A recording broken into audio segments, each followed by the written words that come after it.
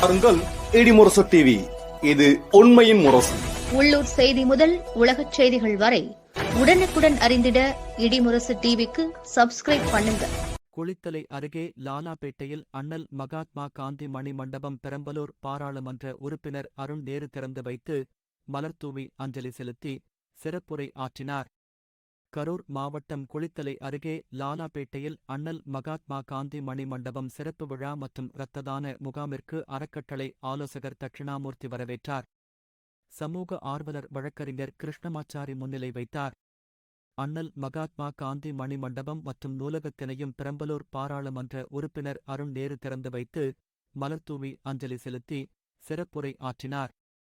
நிகழ்ச்சியில் குளித்தலை எம்எல்ஏ மாணிக்கம், திருச்சி வேலுச்சாமி, ஊராட்சி மன்ற தலைவர்கள் கள்ளப்பள்ளி சக்திவேல், சிந்தலவாடி வெண்ணிலா செந்தில், தேசிய தென்னிந்திய நதிநீர் இணைப்பு விவசாயிகள் சங்கம் நிறுவனர் ஐயா கண்ணு, கிராமியம் நாராயணன், மருத்துவர் ரமேஷ், குளித்தலை மக்கள் நலவாழ்வு சங்க பொறுப்பாளர்கள் பெங்க் சுப்பிரமணியன், குளித்தலை திமுக ஒன்றிய செயலாளர் சந்திரன், கிருஷ்ணராயபுரம் கிழக்கு தெற்கு ஒன்றிய செயலாளர்கள் கதிரவன், கரிகாலன், காந்தியவாதிகள் மற்றும் அரசியல் கட்சி பிரமுகர்கள் சிறப்புரை ஆற்றினர்.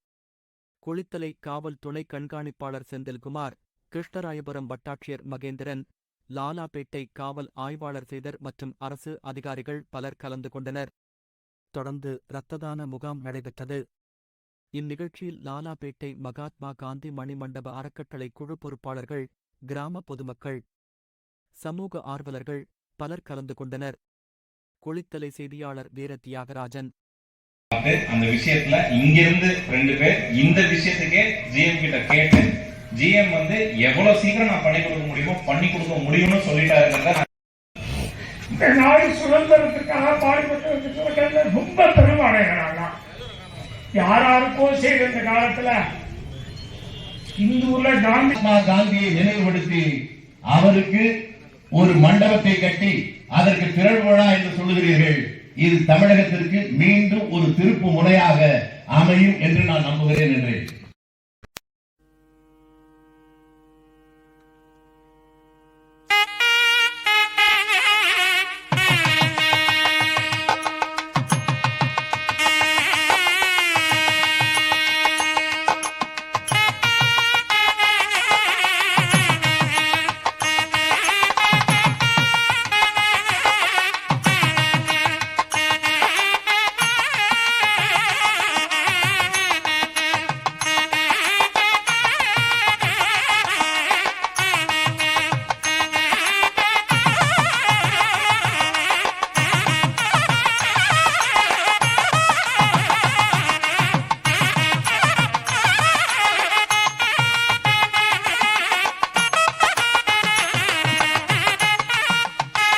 இத்துடன் இடிமுரசு செய்திகள் முடிவடைகிறது. செய்திகளை உடனுக்குடன் தெரிந்து கொள்ள உடனே சப்ஸ்கிரைப் பண்ணுங்க இடிமுரசு டிவிக்கு.